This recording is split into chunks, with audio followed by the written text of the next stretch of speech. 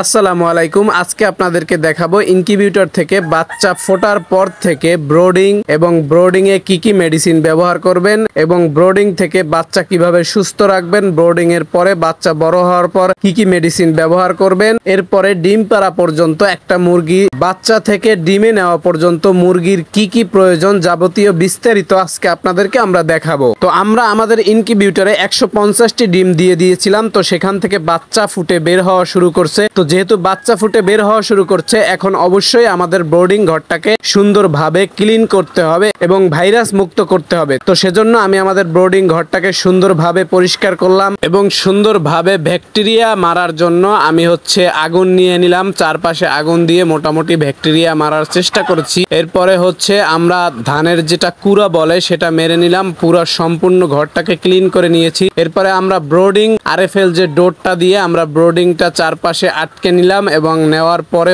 আমরা যেহেতু ব্রোডার উপরে যে ব্রোডারটাও সেট আপ করে নিয়েছি আলহামদুলিল্লাহ। তো এখন যেহেতু আমাদের ইনকিউবেটর থেকে বাচ্চা বের হয়েছে, আমাদের ব্রোডিং ঘর সম্পূর্ণরূপে কমপ্লিট। তো আমি হ্যাচিং থেকে এক এক করে বাচ্চাগুলো বের করতেছি। তো আপনারা বাচ্চাগুলো ফোটার পরে সুন্দরভাবে 10 থেকে 15 ঘন্টার মধ্যে হ্যাচিং থেকে বাচ্চাগুলো বের করে ফেলবেন। অবশ্যই যখন দেখবেন যে না ওরা এখন বের করার মতো পারফেক্ট, তো ওই সময়ই আপনি বাচ্চাগুলো বের করে নিয়ে আসবেন। নিয়ে এসে সুন্দরভাবে আমরা ব্রোডিং এ দিয়ে দিলাম। তো আপনারাও এভাবে সুন্দরভাবে ব্রোডিং এ দিয়ে দিবেন বাচ্চাগুলো আলহামদুলিল্লাহ। তো অবশ্যই তাপমাত্রা নিয়ন্ত্রণে রাখবেন, কারণ ব্রোডিং এ কিন্তু এই জিনিসটা আসলে অনেক বেশি সমস্যার একটা বিষয়। তাপমাত্রার যে বিষয়টা এটা আসলে কন্ট্রোল করা অনেক বেশি কষ্টদায়ক। তারপরও যথাসাধ্য চেষ্টা করবেন তাপমাত্রাটা নিয়ন্ত্রণে রাখার। আপনি একটা থার্মোমিটার বা যাই হোক যে কোনো মিটার রাখবেন তাপমাত্রা নিয়ন্ত্রণ করার জন্য, এবং এখান থেকেও বুঝতে পারবেন, দেখবেন যখন ওদের অনেক বেশি গরম লাগে তখন বাচ্চাগুলো একদম সাইডে গিয়ে থাকে। এরপরে আবার যখন ওদের ঠান্ডা লাগে সবাই লাইটের কাছে এসে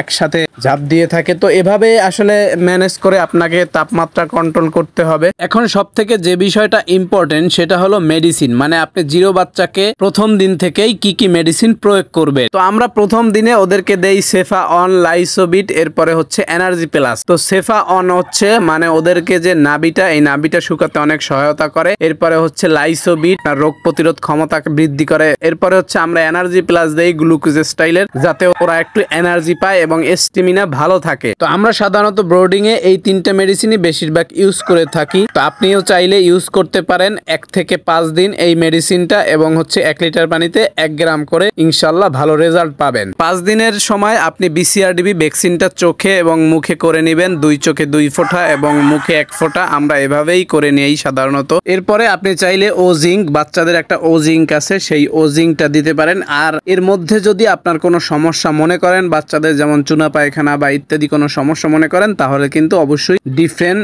মেডিসিন আপনাকে ইউজ করতে হবে। এরপরে আপনি 11 দিনের সময় অবশ্যই গাম্বুরো ভ্যাকসিনটা করে নেবেন। গাম্বুরো রোগে আপনার মুরগি আক্রান্ত হতে পারে, তাই অবশ্যই 11 দিনের সময় গাম্বুরো ভ্যাকসিনটি করে নেবেন। তো এই ভ্যাকসিনটি আপনি প্রয়োগ করবেন আসলে যদি আপনি চান পানির সাথে এটা প্রয়োগ করতে পারেন, পানির সাথে মিক্স করে ওদেরকে 4 ঘন্টা আপনি পানির পাত্রে রেখে দিতে পারেন। ওরা খাওয়ার শেষে আপনি আবার পানিটা চেঞ্জ করে তারপরে দিবেন। এভাবে আপনি গাম্বুরো ভ্যাকসিনটা 11 দিনে করে নেবেন ইনশাআল্লাহ। তো এগুলো করার পরে যখন আপনার বাচ্চার 2 মাস বয়স হবে, তখন আপনি একটা কৃমির ডোজ করবেন। 2 মাসে আপনি যদি চান প্যারাবেট বা অন্যান্য কোম্পানির যে কৃমির ডোজগুলো আছে সেটা 2 মাসে অথবা 42 দিনে আপনি সুন্দরভাবে এই কৃমির ডোজটা করে নেবেন। তাহলে অবশ্যই আপনার মুরগির বাচ্চাগুলো খুব সুন্দরভাবে সুস্থ থাকবে এবং চঞ্চল থাকবে, দেখতেও মাশাআল্লাহ গ্রোথ ভালো হবে এবং দেখতে খুব ভালো লাগবে। তো এভাবে আপনি আসলে যখন আপনার মুরগিগুলো বড় হয়ে যাবে, আপনি খাবার ঠিক রাখবেন, যে খাবারগুলো ওদের জন্য স্বাস্থ্যসম্মত এবং পুষ্টিকর সেই খাবারগুলোই ওদেরকে দিবেন, যাতে ওরা সুন্দরভাবে স্বাচ্ছন্দ্যে খাওয়া দাওয়া করে। মাঝে মধ্যে শাক দিবেন। এরপরে আমি দেশি মুরগিকে আসলে সাধারণত ভাত, ধান, লেয়ার এগুলো খাওয়াই যখন ডিমে আসবে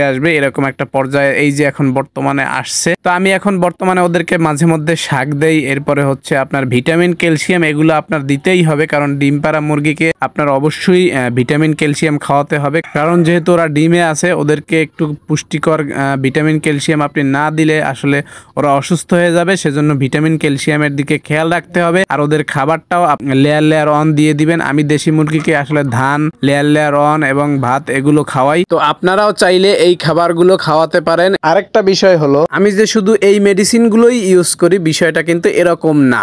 যেমন আপনার ঠান্ডা লাগলে কিন্তু ঠান্ডার মেডিসিন প্রয়োগ করতে হবে, যেমন টাইলোসিন প্লাস। এরপরে আপনার নিবোম্যাক্স, এরপরে আপনার এই যে সিরাপগুলো এগুলো আমি ইউজ করি। আবার অনেক সময় করাইজে রোগ হয়, যেমন আপনার সিবোডেক্স ড্রপ ইউজ করতে হয়, মাইক্রোনেট ইউজ করতে হয়, এরপরে হচ্ছে আপনার ফ্রাসি 12 ইউজ করতে হয়। এখন আপনার রোগ বুঝে কিন্তু অনেক সময় মেডিসিন প্রয়োগ করতে হবে। তো আপনাদের যদি কোনো বিশেষ হেল্প লাগে, যে কোনো মেডিসিন যখন যে রোগ হয়, যদি কোনো সমস্যায় পড়েন, আমি আমার মুরগিগুলোকে যে মেডিসিনগুলো প্রয়োগ করি বা প্র্যাকটিক্যাল যে অভিজ্ঞতা আছে সেখান থেকে আপনাদের চাইলে যে কোনো সহযোগিতা করতে পারবো। প্রয়োজনে আপনারা আমাদের সাথে যোগাযোগ করতে পারেন, আমাদের হোয়াটসঅ্যাপ নাম্বার বা আমাদের পেজে মেসেজ দিতে পারেন। তো আমরা আসলে সাধারণত এই মেডিসিনগুলোই ইউজ করি। এর থেকে বাড়তি ভ্যাকসিন বা অন্যান্য জিনিস অনেক কিছুই মানুষ করে, কিন্তু আমরা এখন পর্যন্ত এর বাইরে অন্য কিছু করতেছি না। তো আলহামদুলিল্লাহ আমরা দিনে দিনে ডেভেলপ এবং আপডেট হওয়ার চেষ্টা করতেছি, সকল বিষয়ে ইনশাআল্লাহ এক্সপিরিয়েন্স নেওয়ার চেষ্টা করতেছি। তো আপনাদের যে কোনো সহযোগিতা আমরা করার জন্য প্রস্তুত, এবং আপনারাও যদি বিশেষ কিছু জেনে থাকেন অবশ্যই আমাদেরকে জানাবেন। তো ধন্যবাদ সবাইকে, আমাদের জন্য এবং আমাদের ফার্মের জন্য, আমাদের মুরগিগুলোর জন্য দোয়া করবেন। আসসালামু আলাইকুম।